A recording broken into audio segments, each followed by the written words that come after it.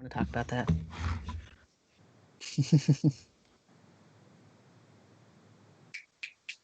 All right.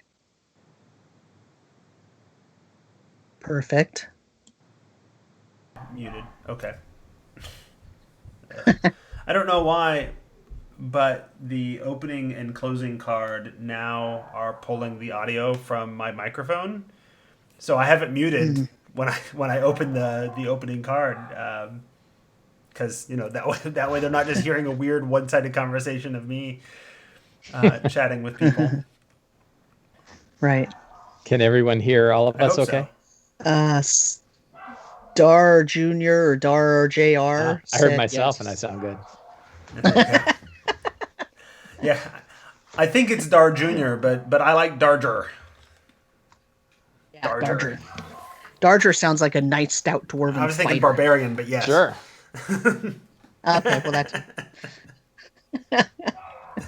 Yes, I know your name is Dave. I like Darger.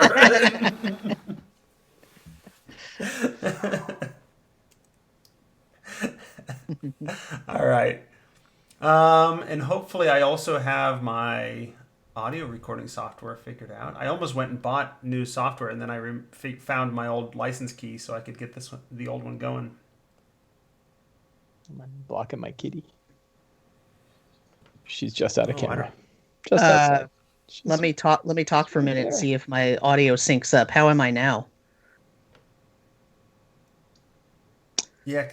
I am the Matrix says that I'm lagged or something. Let me listen. Find out. Delayed. Well, that sucks. You sound clear, so it's probably just a little voice lip sync thing. That's hard to watch though. I've done that before and it's hard to watch that. Anyway.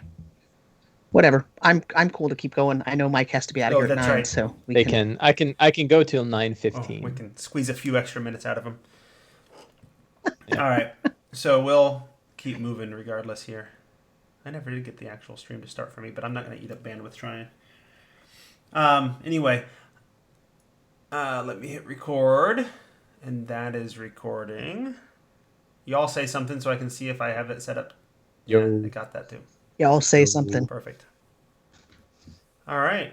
And, oh yeah, I was going to go to Safari and open my script, but then I remembered.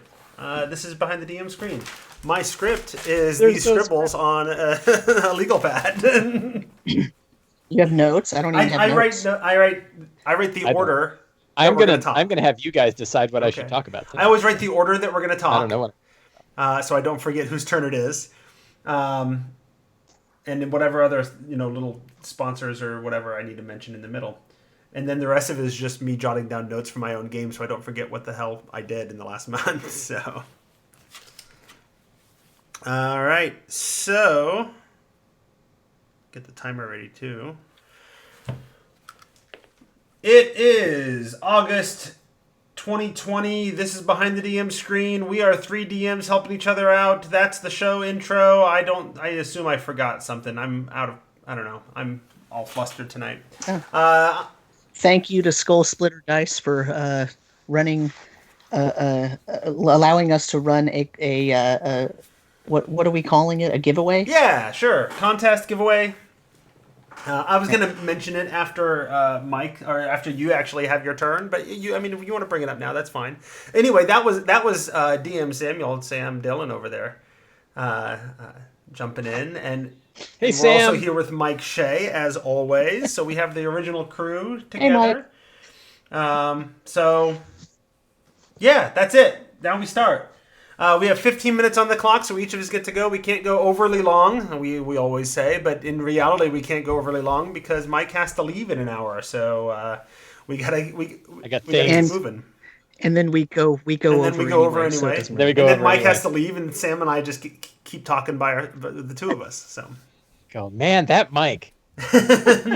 Shake your head. That's when we get to talk about Mike behind his back because we know he's never going to go back and watch the video. Fair. He's never going to listen to the podcast. My wife does, she'll know. Yeah, but maybe we're talking. Maybe she's in on it. So this This is how I can tell my ego has lost control. Is I don't mind listening to myself. Uh-oh. Most people like hate listening to themselves. I'm like, man, I'm funny. I don't dislike listening to. I mean, I've edited myself enough. I don't hate listening to myself, but I don't listen to podcasts after Sam's edited it and put it out and whatever. I never listen to the episodes that I'm in because like I was there. I heard it, right? So I always. Sometimes when I'm editing, I forget how I sound, and I'm like, "Who the hell said that?" That Oh, was, it was yeah. Right? It's bad. Yeah, It's bad. I have way too much stuff to listen to between my Audible membership and all of my podcasts that I subscribe to. There's no way I can waste time listening to myself. So that's why I'm glad Sam does the editing because I don't have time to hear myself 2-3 times. Right. Yeah. Anyway, what's our order tonight? Our order is you, Mike, and then I get to finish things off. So that's enough jabber at the top. Sam, you got 15 minutes. Tell us about your game. All right. Okay, cool. So I've got 2 games still, and one of them is my D&D brief game, which the podcast is several episodes behind now because I'm editing them into 1-hour episodes, and then we haven't been releasing them because they announced that Don't Split the Podcast is going to actually shut down, and I've been casting around for a new host for my podcast, and for those of you on the stream, you get to hear that we're going to start hosting that on the Tome Show. So, but what's going on in that game is my group is still stuck in a library. And it's the largest library in the world. And it's so huge. And I knew they would get stuck here because they have a lot of questions because for the entirety of the game, they have just been building up question after question after question of things that they want to know about what the hell is going on. And so now they're stuck there because they have so much that they want to ask and find out. And they are learning a ton about what's going on. And I don't want to super spoil it, but I think there's probably going to be about 4 sessions left, four 4-hour sessions. In maybe, the library? No, for the whole thing. No, everything's coming to a head. So no, they're going to be out of the library this Sunday where they're going to end up leaving probably. And so I'm getting to the point where I'm having to sort of design the end game, trying to figure out, what are the sort of 3 most likely things that they're going to have to do or that they're going to have to meet, or what are the challenges. And so that's kind of really fun for me, but also kind of really daunting because as one of my players said to me, about in session number 6 or something, he said, Sam, this is really interesting and I really want to learn all of this stuff. And there's a lot of lore here and I'm really interested, but I'm so excited about what's going to happen and how this is going to play out. You better not Game of Thrones us. And I was like, well, luckily for me, I never watched that show. Yeah. But don't blow the ending. I know, but I know the reference because it was so bad. So bad. Or at least created such an uproar that I know the reference. So no, it was bad. Yeah, so I'm trying not to do that. So there's a little tiny bit of pressure, and I know that's not why he said that. He wasn't trying to put pressure on me, but so I'm not going to talk about that tonight though because I'm still forming things, and one thing has to get settled on Sunday in Sunday session before I really know like what's going to happen there. So next time that's what I'm going to be talking about. So next time we meet, we're going to be planning the end game of my campaign for the D&D brief. So my other game is a 5th edition game in my own homebrew setting. Also, sort of. I ran a couple of sort of small dungeons because this is one of those games where they said they wanted to really play a lot of dungeon crawl, and so I've sent them in a couple of different small dungeons, and they had basically what amounts to fetch quests to go in, and they're on a major fetch quest to find something, and now they're in the first level of their 5th level. Now they're in the first level of Undermountain, although they're not in the Forgotten Realms, so they didn't go through the Yawning Portal and all that. They found another way in, and it's not called Undermountain for them, and it's only the 1 level right now. Is Um, it the 5e Undermountain, or did yeah, you go pull some old no. Undermountain stuff? It's 5e Undermountain from Dungeon of the Man Mage. Yeah, I'm gotcha. doing it very similar. Um, but and the factions are there, but they of course have different bosses, right? Because they're not in Waterdeep, so there's no Xanathar. Um, but here's my thing, right? Uh, I'm getting very. I'm having a digital crisis because I'm getting very tired of digital play. Uh-oh. Um, and but not in my other game, right? And I don't in my D&D brief game, I don't use a tabletop. I just use OBS, and we use Whereby, which is a site where I can see all of their images, so I can see them when I'm hosting the game, and it's just like we're sitting around the table. And occasionally I'll throw up a map if they need to see something, or I'll sketch out something and put it on Discord for them to see.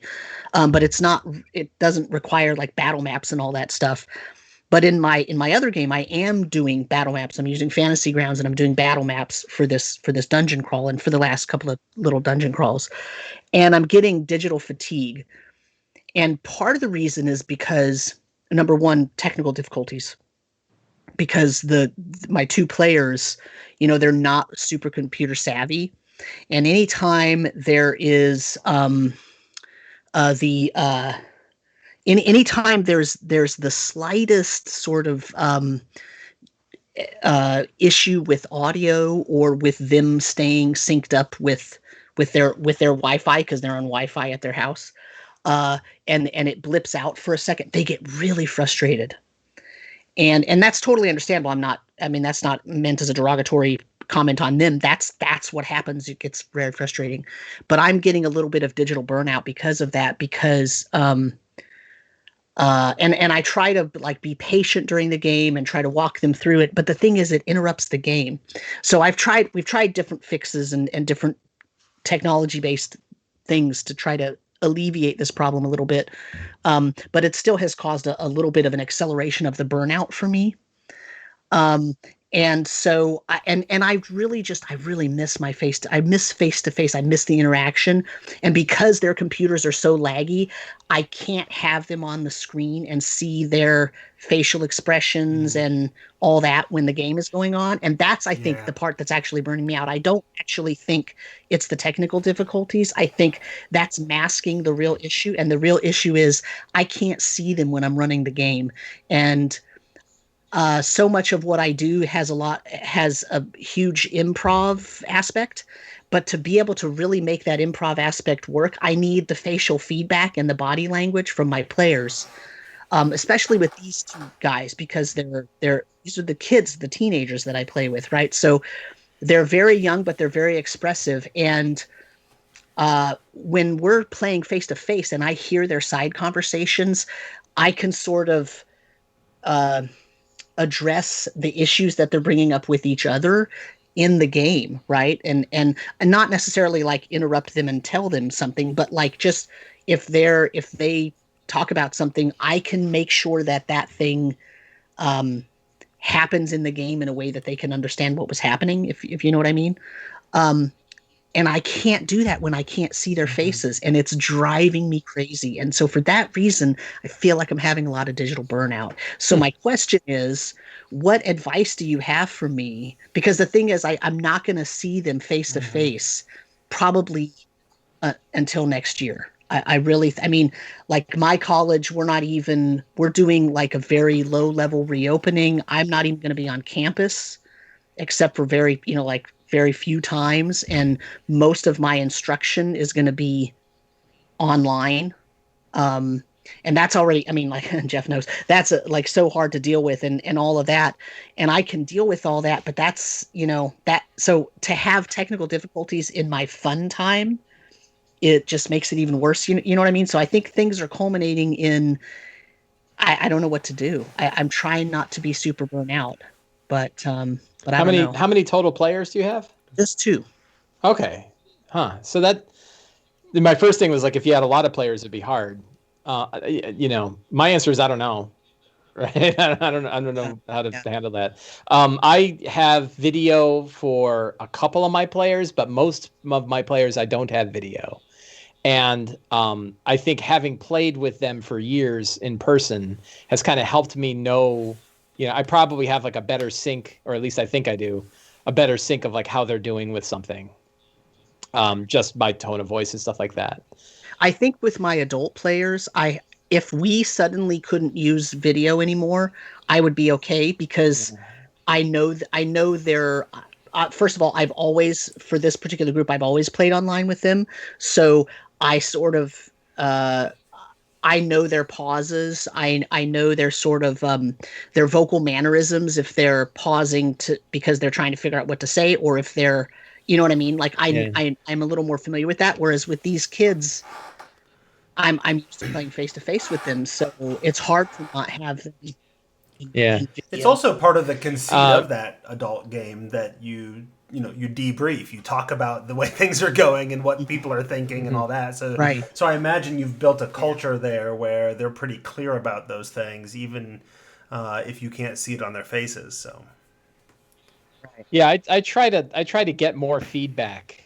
I don't know that I'm doing this particularly well, but I try to get more feedback. I think because we're not, because we don't have that extra layer of sort of subtle interaction, asking them, are we all having fun tonight? How are things going? Right.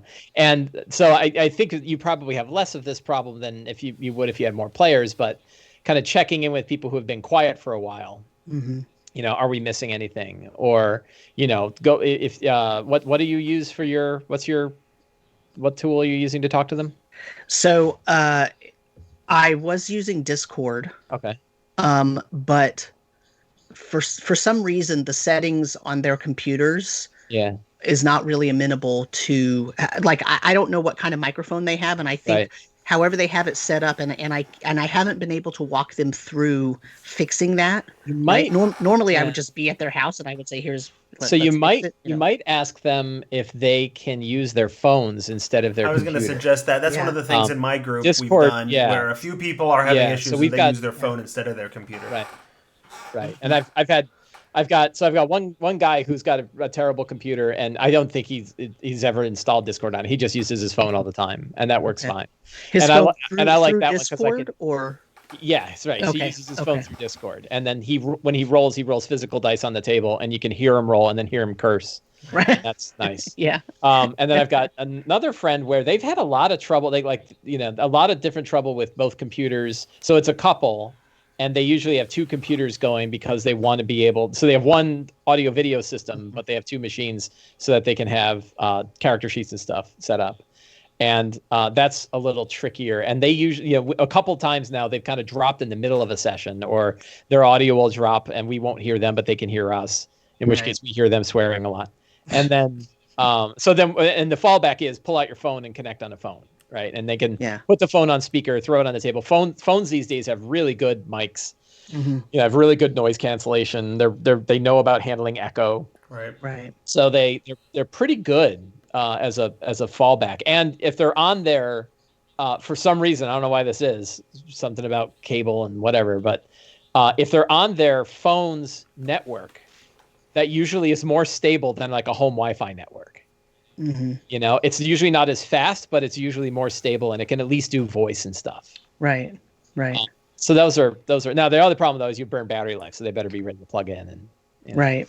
Yeah. But that's the option. Yeah. The real problem, I think, is that they're not tech savvy at all. Like this, they've only had computers since last August, so for a year. Right. Discord can be tricky. It's a little easier to operate. Yeah. Like I got people that are not technically savvy at all, and they still manage to get Discord going. Yeah. The only tricky bit there is you got to feel like, hey, make sure that you're in the text channel. I just pasted it in there. Yeah. I mean, and the other problem is they're brothers, so they sit in the same room, right?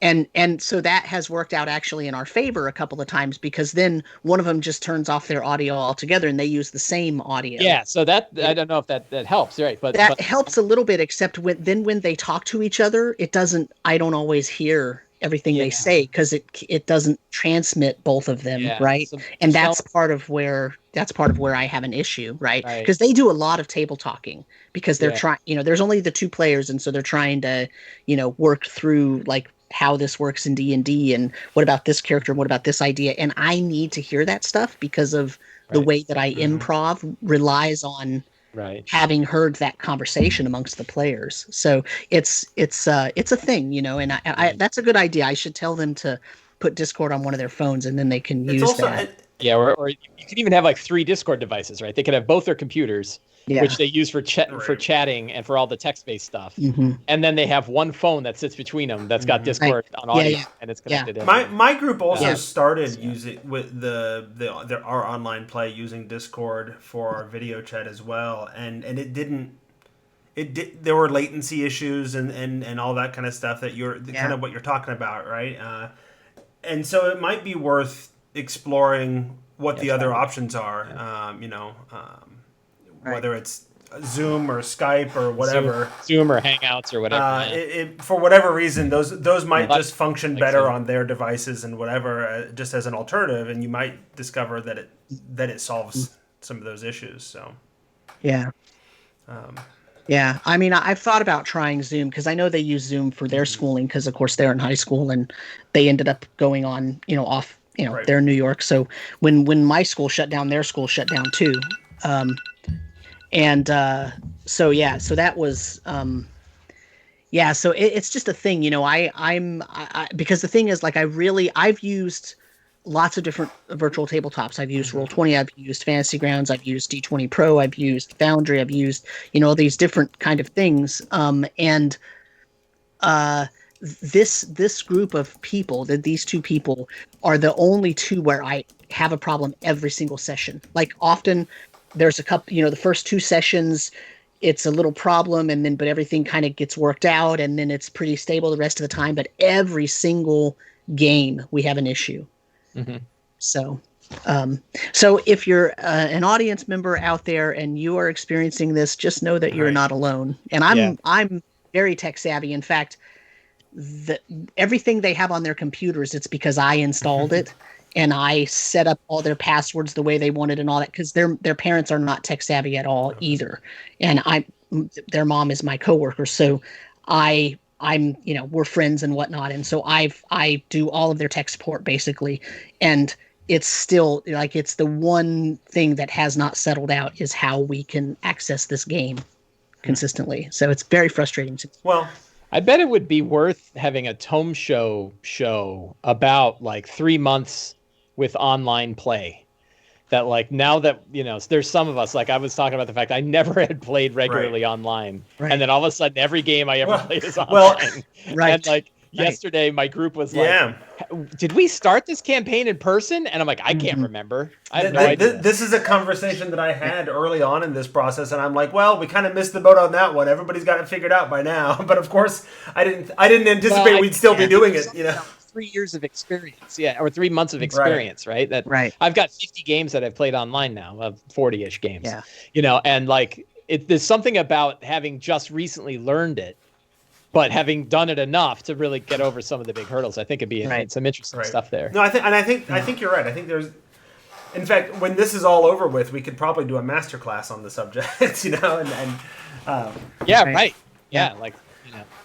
But there's something useful about having learned the lessons now. Like just recently, instead of like, I played for 10 years. Right, absolutely. Yeah. 10 years. I don't know. Many people played 10 years. I leaned very heavily early on Ishmael, who does our social media stuff, and people might know in the chat or on Twitter as Elven Wizard King, and he came on and gave me a crash course a couple of times, just trying to wrap my head around Roll20. It was not intuitive or easy for me to get into, but once he got me over a couple of hurdles, that was a game changer. And so I think having that opportunity to talk through that with people might be useful if that ship hasn't already sailed for them, given that everybody who needed to convert to online play in the current community has probably already done so.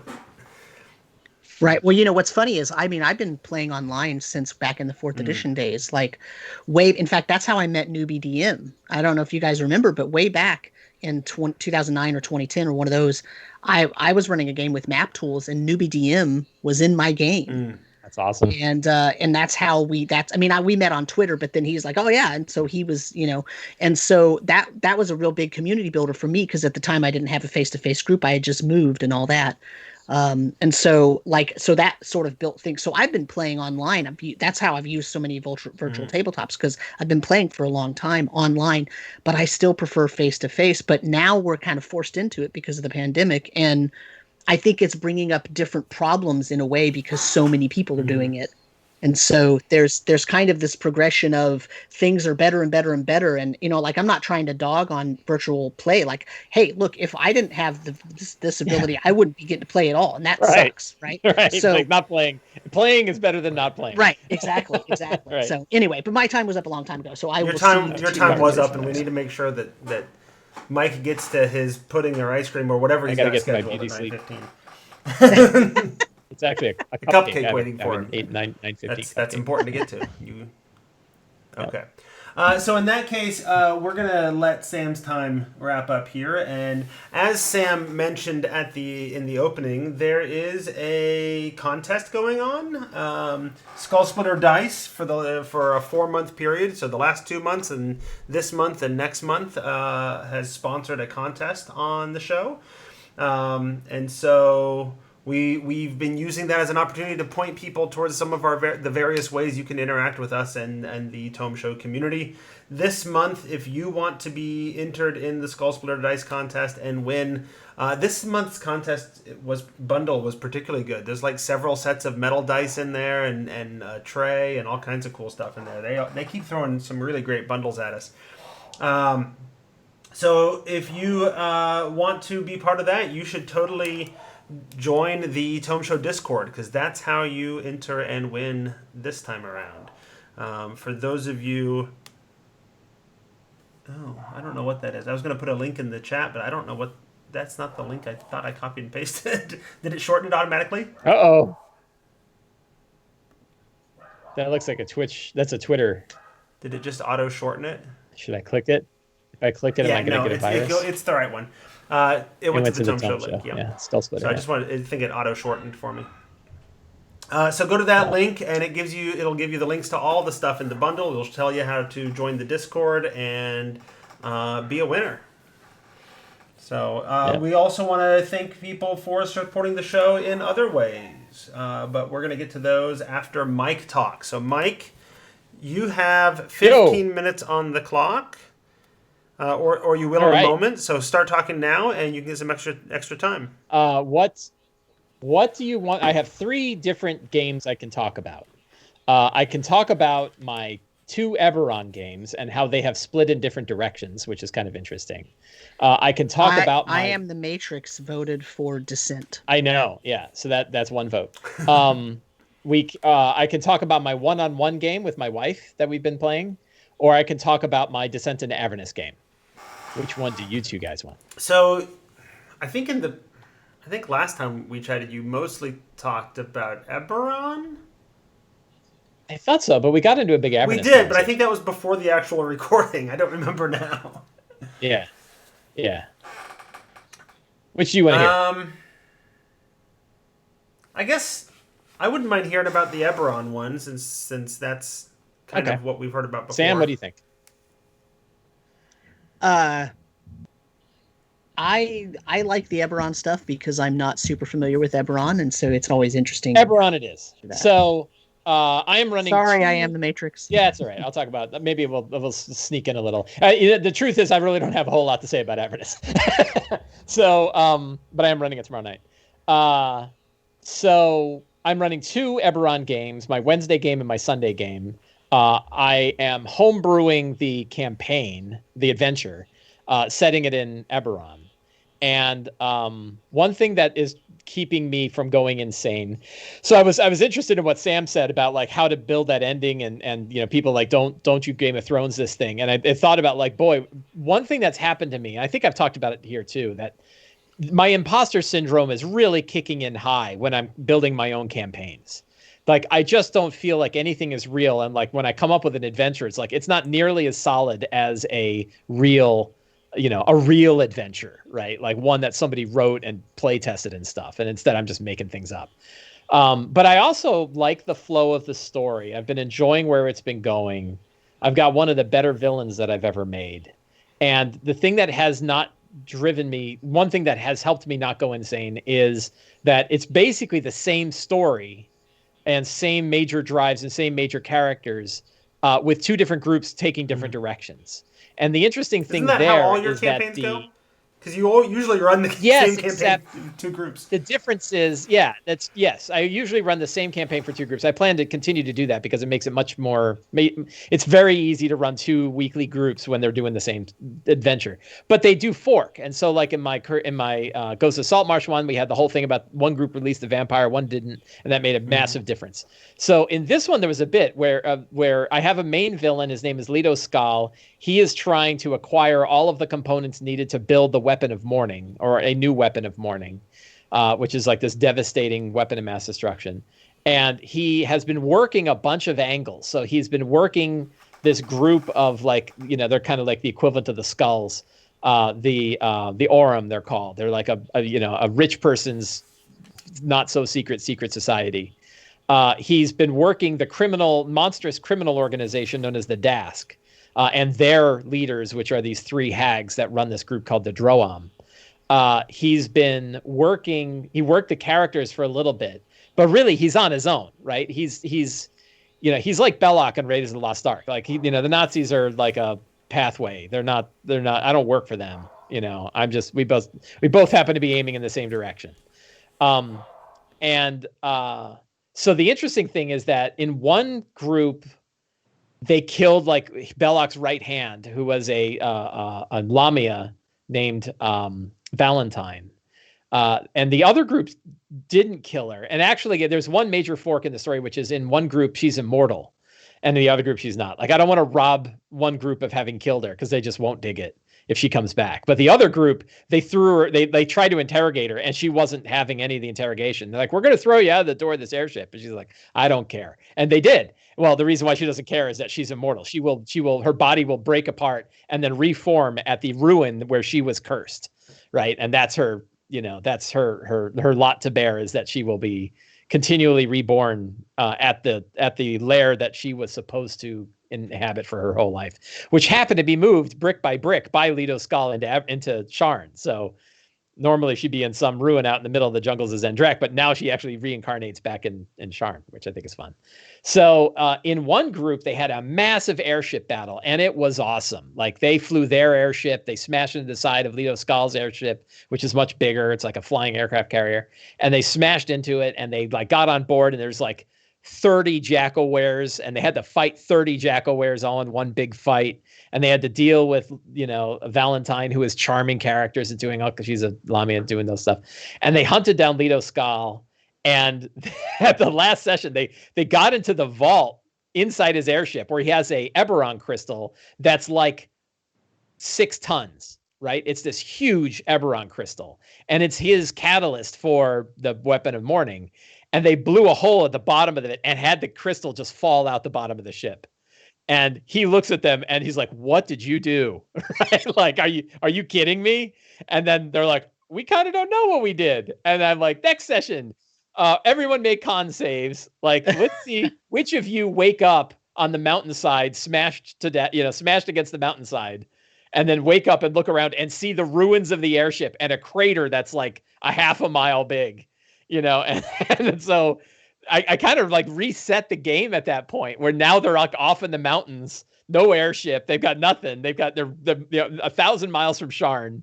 And, they met like a crazy Warforged veteran who lives out in the mountains, and kind of moved there after the last war.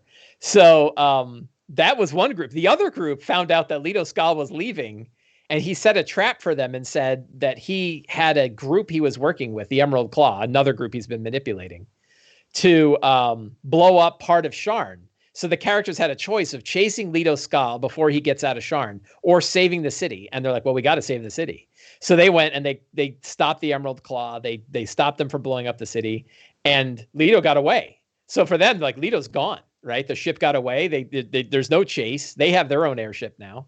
And their airship didn't blow up because they didn't go and get in a big airship fight. But now they have a whole different path. So at this point, like I've sort of hit the midpoint of the campaign, which is it's no longer just set in Sharn. Leto Skal, the main villain they've been hounding on for the last, 4 months is gone now, one way or the other. He's still out there. He doesn't have everything he needs, but they don't know where he is. They don't know what he's working on next. They're probably going to have to go chase him again. But I kind of dialed back the urgency and said, like, okay, now you can have some time for subquests. So like for my Wednesday group, I threw 3 different possible options about where they could go now, none of which are urgent, and one of which is go hunt Leto Skal, go find out where he is. They know already that he's at another city called Eston, and they can travel to Eston if they want, but they know like they don't have to get there right away, right? They can take time. And they all kind of said like, well, we want to go to Eston anyway. Like we know there's these other subplots here that we can follow up, but let's go to Eston. The other group is going to be doing like big travel stuff. I think they're going to head down into the Eberron Underdark equivalent, which is known as Kyber, not to be confused with Kyber, the progenitor dragon, or Kyber, the crystals. And the nice thing about traveling through Kyber is you can travel thousands of miles in just a few miles, right? Like it's timey-wimey and spacey-wacy down there. And is it like planar travel where it's it's weird, right? It is like planar travel, but it's like it's sort of the borderlands of the world and somewhere else. And there's terrible things down there, right? You have the Daliker, which are these like super powerful, entities. I don't know. Is they from Zoriat? I think they're from Zoriat, which is like the plane of madness. And they're like the originators of beholders and mind flayers and other kind of aberrant creatures. So when you go down there, you end up fighting beholders and mind flayers and other aberrant creatures. But you can also walk 1,000 miles in a couple days. So that could be interesting. And I can pull out of the abyss and strip out of the abyss for some details, because there's some nice, crazy places like the Fungal Forest. And some other, maybe I could turn Cracklestug into a more dwarven moor holds. So there's some good reskinning that can happen down there. But it's been really wild to watch sort of the 2 plots deviate in different directions, and I've been enjoying that an awful lot. It is kind of piling on the topic of running from home. I think it was Enrique and Newbie DM on Twitter who said that his group said that they are happy to do online play forever. Yeah, he was sad. He said his minis. Right. He's like, I got all my stuff. Yeah. And I kind of think about it like, and I'm like, man, I think, if my own assessment is true, which sometimes your own assessment is never really that accurate, it feels easier for me to play D&D online than it does in person. That, I'm now wired into Discord enough as my platform for running D&D. I kind of know what players need to be able to see what's going on. And it's so much faster for me to grab like online assets. So the example was my Wednesday group found out that the leader of the Emerald Claw in Sharn, whose name is Lord Crash, he was a Bone Knight that was sent by, what's her name? I keep wanting to say Lady Vol, but it's not Lady Vol. It's the other one, Lady Ilmaro. That I when I prepped, I said, okay, there's going to be this temple, and they have to get into the basement of the temple, and Lord Crash is there with a Kyber bomb, and he's going to blow up the temple district and send it down, because they did that back during the war too. That's how a whole section of the city called Fallen had happened. So they were going to recreate Fallen, and I prepped the whole temple entrance, and then during the game, I'm like, you have a couple choices about how to get in here. You can go through the front door, or you can try to go through the sewers. And they're like, sewers! And I'm like, oh man, I didn't prep sewers. Right? Like, why did I say that? Why did I say that out loud? Right? And like, I ran to, like, while they're talking, I went to DysonLogos.com or DysonLogos.com.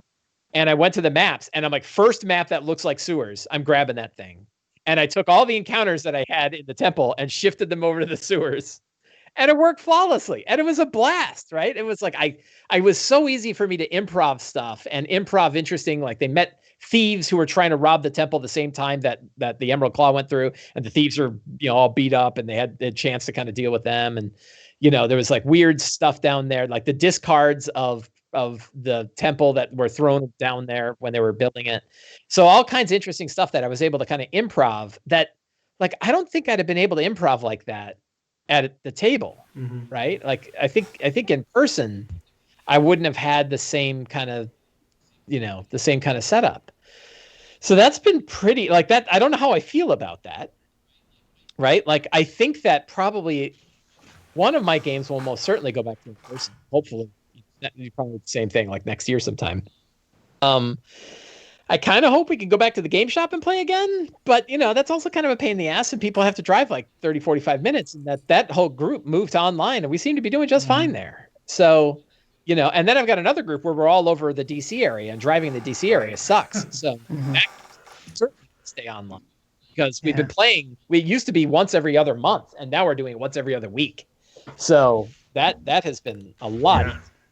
Yeah, no, I mean, my group is I mean, we desperately miss being able to get together and see each other and whatever, to the point that we've started like once a month we just get together at a park and sit around and drink, but where we can distance, just so we can get to see other people and all that. But we absolutely love the, we've been using Roll20 and we've had the subscription with the dynamic lighting, and they love it. They love the maps. It's easy for me to pull tokens out and do things with it. So the prep is there's a little bit more prep ahead of time, but less like rifling through my bins of minis trying to find the right thing. To the degree that like we've seriously talked about, when this whole thing is over, can we find some way to meet around the table but still like project Roll20 to play? And actually, So I think who was it? Somebody in the chat here talked about can't you just use a TV? Get a TV. Yeah, and actually I have a monitor up in the room. It's not big, but I've done that before where I would broadcast stuff up on the monitor so that people could see it there, and that can work. TVs on tables are a thing.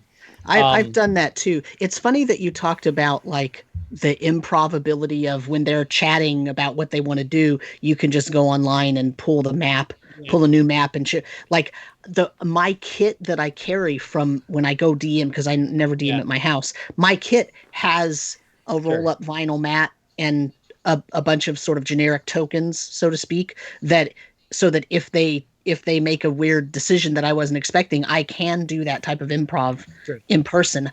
I actually have a harder time still doing it online because I have this like, it's that perfection is the enemy of good thing, right? Where I want the perfect map, right? I don't want just anything.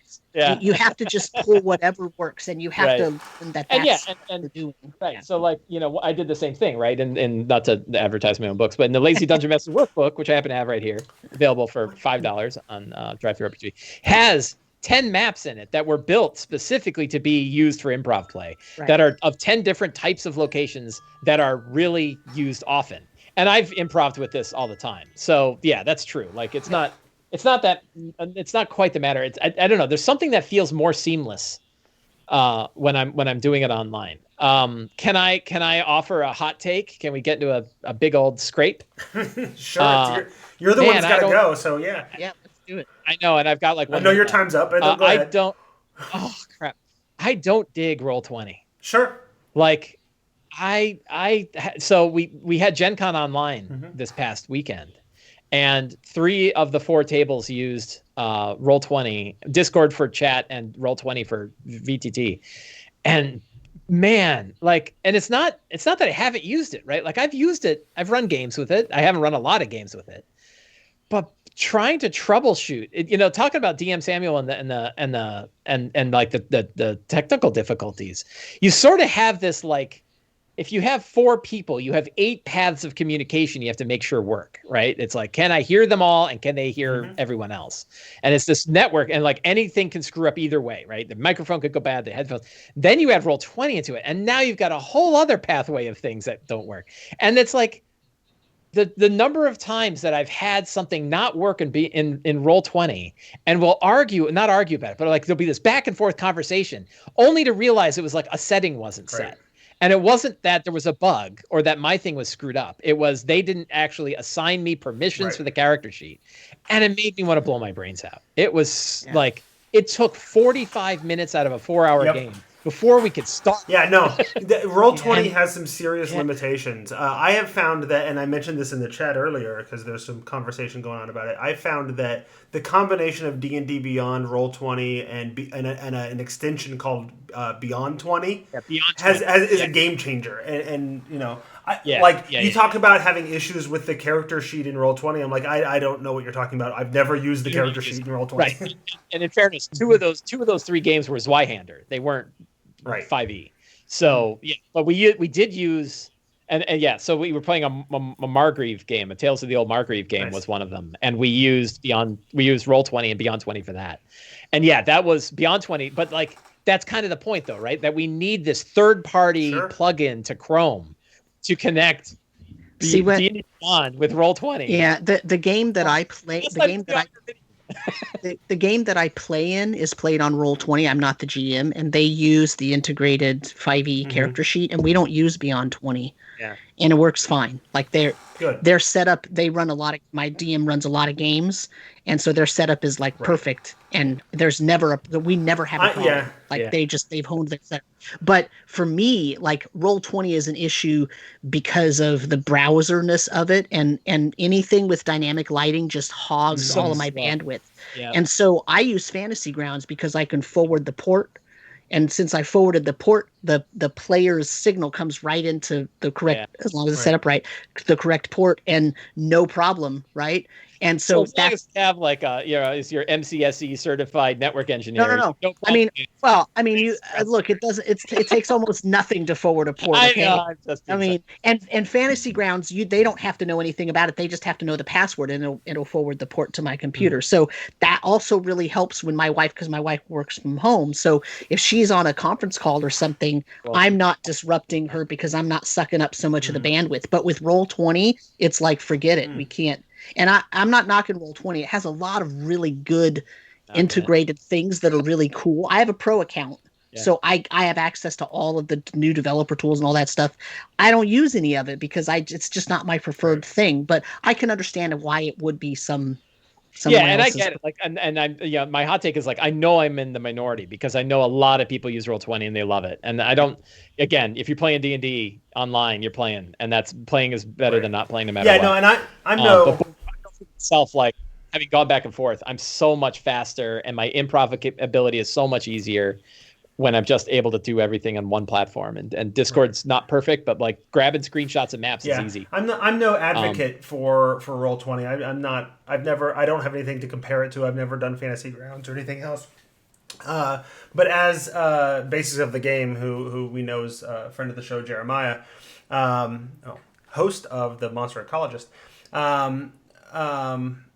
it has a low barrier to entry, right? It's cheap to jump in and use it and get started in it, and I have found a way to like it.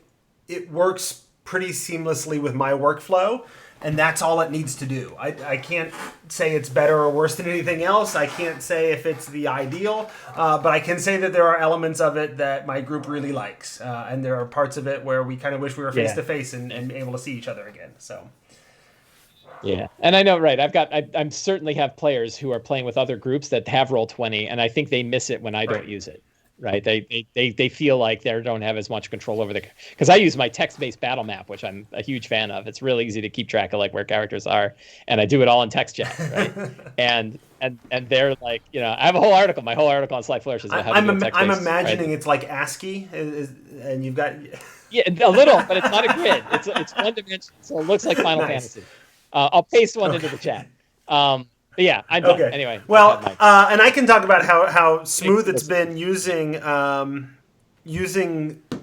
Roll20 and just buying the Curse of Strahd module, because that's what I've got going on, and I can talk about how all the maps are ready to go. It's all set up and it moves pretty smoothly. But first, I want to remind people, if you want to support the show, you can go to thetomeshow.com and click on the Amazon link to support us there, and that gets spread out and shared with other folks that help make the show possible. You can go to DM's Guild. That helps us pick up some PDF products for when we do that. Or you can support us directly at patreon.com/thetome. There you go. That's it. Now I'm going to get started on my stuff, because Mike's got to go. And so I want to say one thing, though, before you do, and I don't want to take up your time, but Fantasy Grounds also has all of that maps and everything integrated in the books. So like Roll20 is not the only thing that absolutely. does that. No, both have really big learning curves though. Fantasy Grounds has a large learning curve, yeah, but Say they both do. actually It's real fun. I had an easier time with Fantasy Grounds running the game itself. Yeah. My players didn't have to have any kind of knowledge. Like I literally, my two teenagers, I spent 10 minutes showing them where things are and they're good. Like they don't have to do anything. But I, as the DM, had to go in, put all their Maybe that's information in there. and that's certainly where I was coming from. Yeah. Yeah. That's so what I was So looking at. anyway, we're already 45 seconds into my time, and I didn't want to pause it because I know Mike is on a schedule here. So Got that cupcake. the good news is we only played 3 times since the last time we've all chatted. Well, that technically we played 4 times, but one of them I'm not going to talk about. And Sorry. so we had 3 sessions of Curse of Strahd, and when we left off last time, they had decided that they were going to go after the seeds from the Wizard of Wines. You know, there's the 3 missing seeds that help them get the winery going again. And this is after they kind of ignored it for a while. So now the winery has been completely obliterated by the giant tree, Winter Splinter, and what have you. And they discovered that as they were on their way down to Yester Hill, and they're like, oh, hey, the winery's not looking so good, and all the people are gone. Oops. And so they made it to Yester Hill, and then the first session since we last chatted was the battle at Yester Hill. I went ahead and had the druids and the berserkers sort of leap out of the burial cairns, and then Winter Splinter, came to life there in the middle of it, even though the ritual wasn't in the middle of happening, that had already happened. But I wanted to have that big battle at Yester Hill. Strahd showed up at one point and just sort of watched from a distance, and so one of the characters decided not to take her action that turn instead, or used her action to send a magical sending or a message or whatever to Strahd and talk to him about what's going on and why he's there. And so then they after they finished off the battle, he's like, all right, well, bye. And as he waves bye, he lobs a fireball at him and then rides off on his nightmare. What is that? What a jerk. Exactly. He is a jerk. Right? Man. And they were... that seems low for Strahd. I figured it was his way of trying to poke them a little bit, because they already got the dinner invitation, and then they went and did this instead. So he's like, fine, Dinner. Let me remind you, the dinner's getting cold. Let me heat it up for you. So anyway, and then they explored Yester Hill a little bit and were really confused, I think, because there's the wall of mist and the scene of the city in the distance, and there's no real way for them to find out why there's the city in the distance through the mist.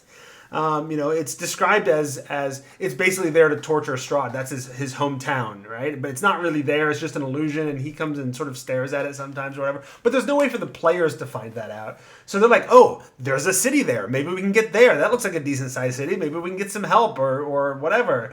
And so they start walking into the mist, and I guess it's the first time they've walked into the mist and got to find out not to do that, right?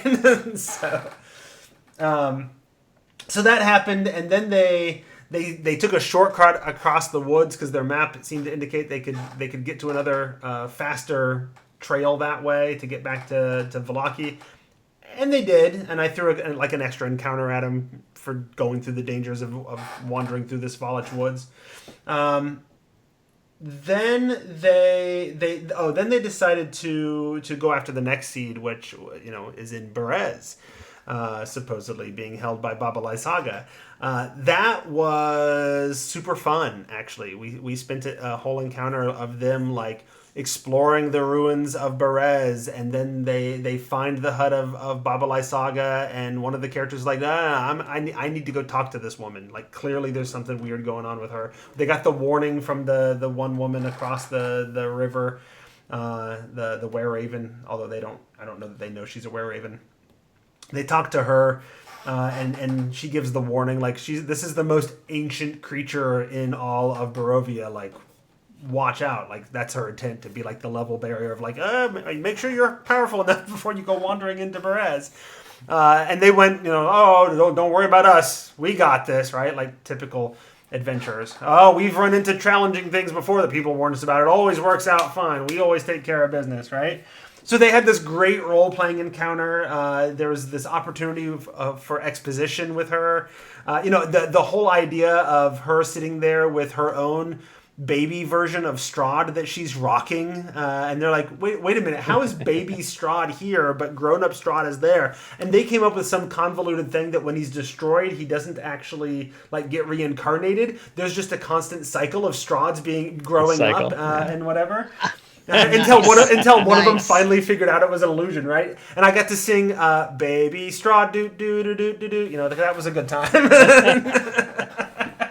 So, was there a point where you're like, you know what? I'm not going with the illusion. I'm going with that loop. Yeah, that loop is great. It's kind of fun, but it doesn't fit into my larger meta story. So I skipped it. But they eventually figured out. Somebody eventually was able to make the save to notice the illusion, or get the perception check or whatever it was to notice the illusion. And then they went back and realized, the seed that we're looking for is under we can see the light glowing up from under her. They didn't put 2 and 2 together before, and they realized that's the seed. And they're like, oh, well, we're going to need that from you. And she's like, no. And they're like, oh, I'm going to have to insist. And I start prying up the floorboards. And I'm like, all right, I guess roll for initiative. You're going to start prying up the floorboards of the poor old lady's house, right? And that encounter, I did enough thinking in my the monsters know what they're doing sort of way, right? And then I also did a little bit of research on how other people had strategized that encounter, and so it went really well. It was super challenging, which is not always the case, especially because they came into Barovia several levels higher than the adventure's written for. But she immediately, bonus action, Misty stepped out to the skull, move action, fly the skull 40 feet straight up, and then normal action, cloud kill just outside of the hut, which is where most of the party is hanging out outside the hut. And so she has this ability to summon insect swarms, and they last either until they die or she dismisses them. So the adventure doesn't say this, but I'm like, well, they're a little higher level. She should already have a few swarms just sitting around waiting, right? So I threw 6 insect swarms at him just to keep him busy, but also it kept him trapped inside the cloud kill. And then anybody in the hut that wanted to come out and help had to go out through the cloud kill. And then, of course, the hut comes to life and attacks as well. So the encounter came out really well, and then that provided me with all kinds of exposition. After they started beating her and the tide had turned a little bit, she's like, why are you doing this to me? It's not like I'm grinding children's bones and meat into pastries or stealing kids from the world and making them fight to the death like the werewolves do.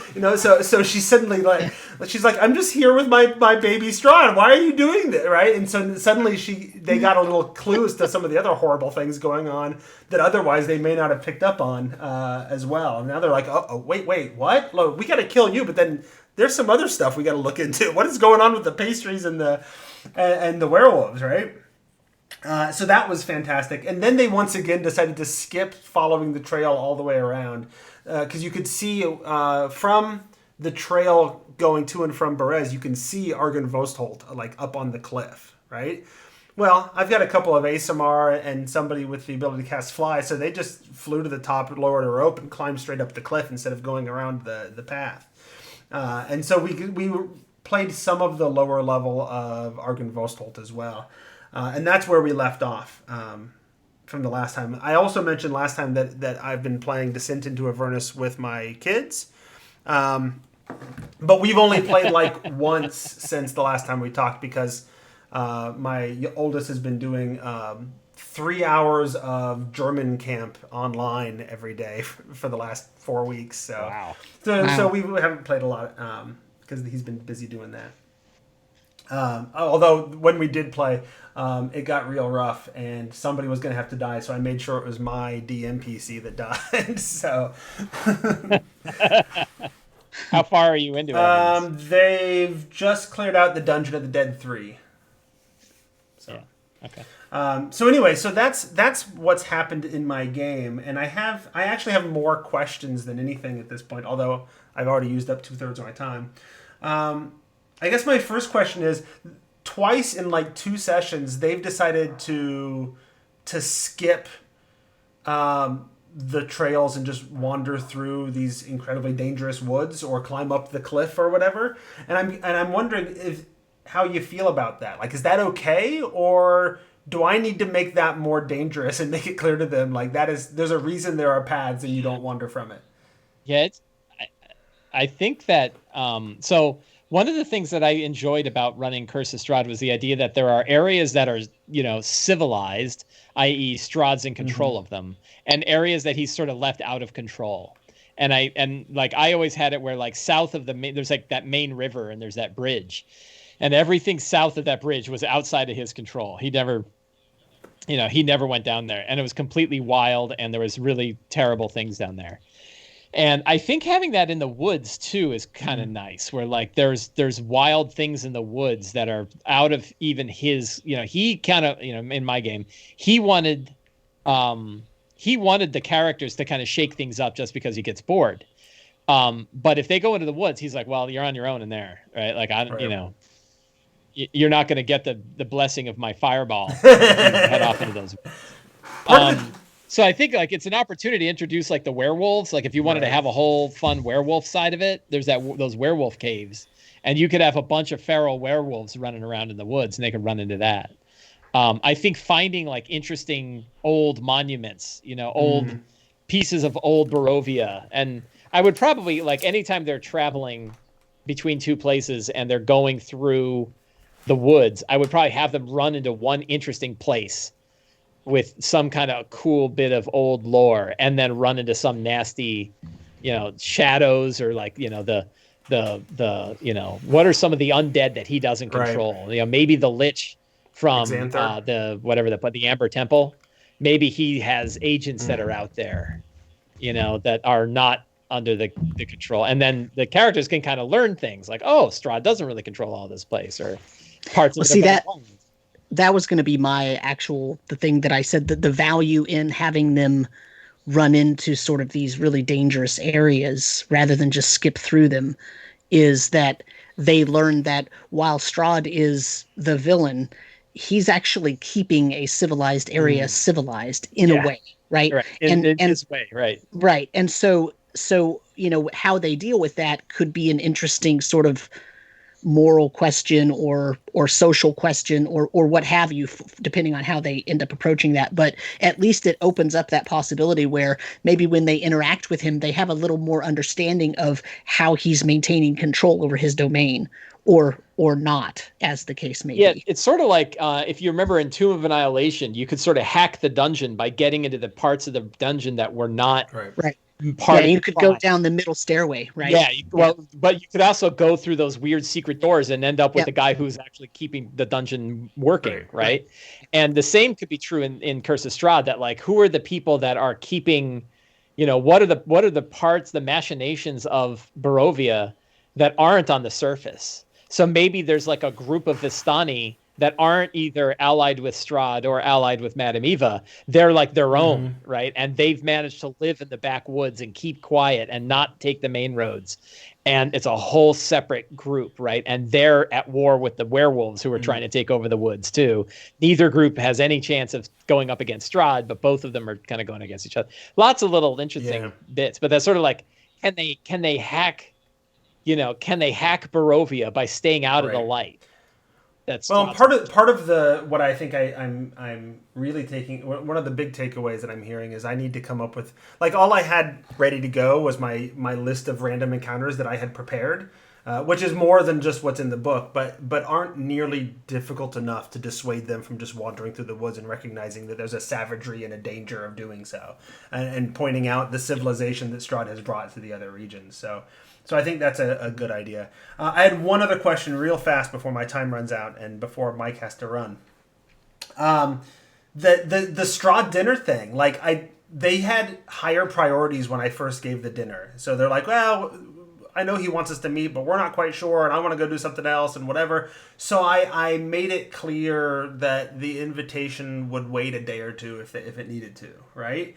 And what happens if they never? Right. Well, and now their attitude is, I've been sitting here with this meal for 2 weeks, and now their attitude is, well, we'll get to it when we get to it, just like any other side quest. And I feel like I've lost that sense of urgency. That so I guess I need. They felt it for a moment when Strahd showed up and lobbed that fireball at him. They're like, oh, maybe we should be paying attention to this. But I haven't kept up that heat up, so to speak. Yeah, I guess one difference is I did not put the dinner invitation out for a while. Like, it's unfortunate because you by the time and the way I would have wanted it to play out is that I would want them to get the dinner invitation right at the point where they've been thinking about how they're going to go there. Oh, right, and now they know. Oh, wow, he's just invited. Like we were going to go raid the place and go climbing up special ops style up the wall, and now he's just like, here's a carriage, come on by. Well, that ship has sailed. Yes, that ship sailed. So Well, so might pull it away, right, and say, never mind, he's not. yeah, And then wait until they're like, some other level of urgency brings them, and then then the instead of the invitation, the carriage shows up, right? Like, and you could have a fun bit where like he's watching them always. So the minute they say we need to figure out a way to get to Strahd's castle is the minute they go out the door, and there's this creepy creepy carriage with a creepy dude driving it, ready to take them there. And they're like, or you have them start hearing everywhere they go. They start hearing about how, all of the nobles and the important people in the region can't wait to get their invitation. Right. Yeah. The question is like, what do they get? So they get to go there, and they get, to have Strahd kind of talk smack.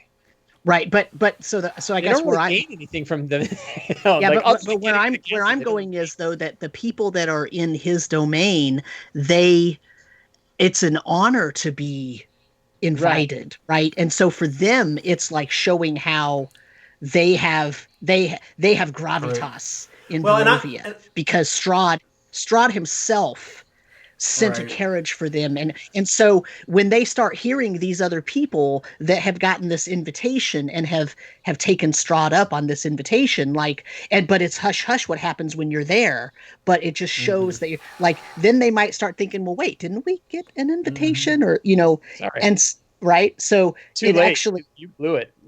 Right. Yeah, right.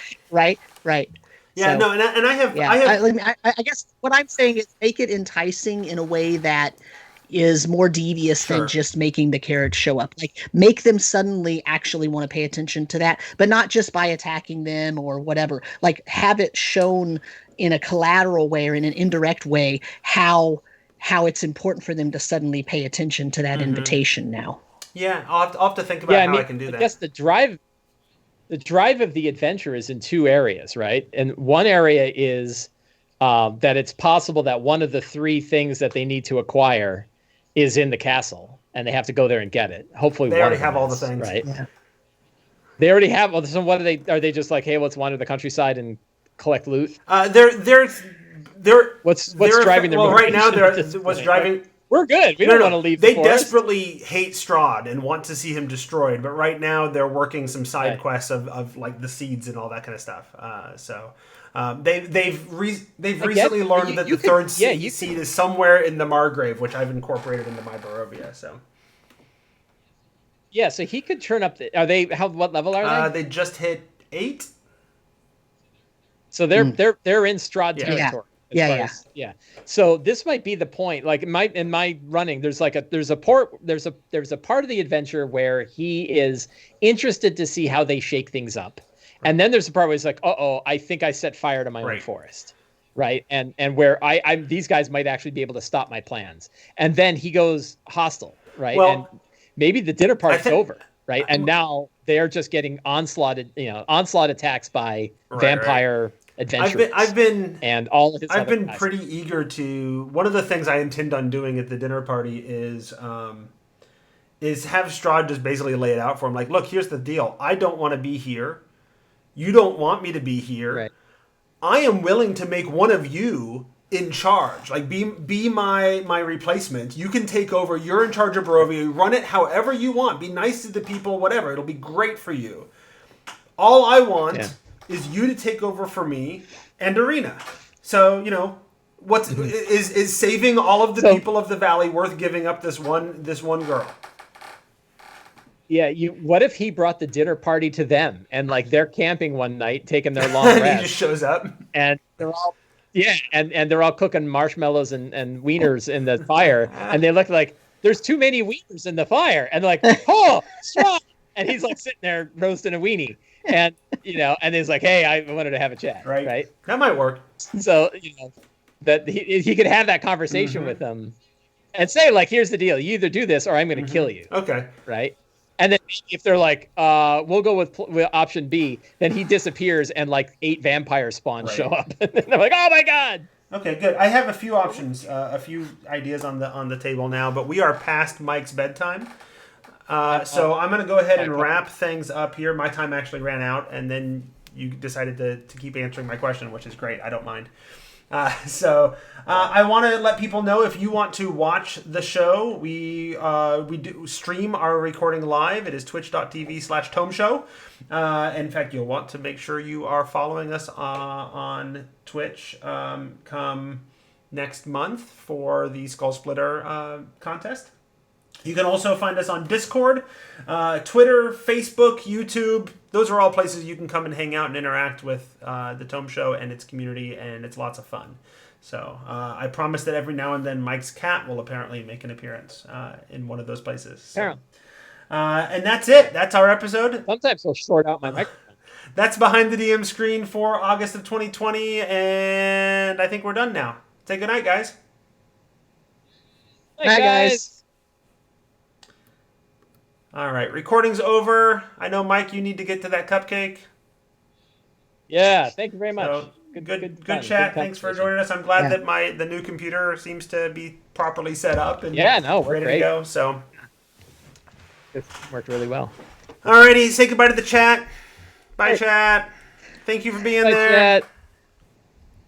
chat. All right, I am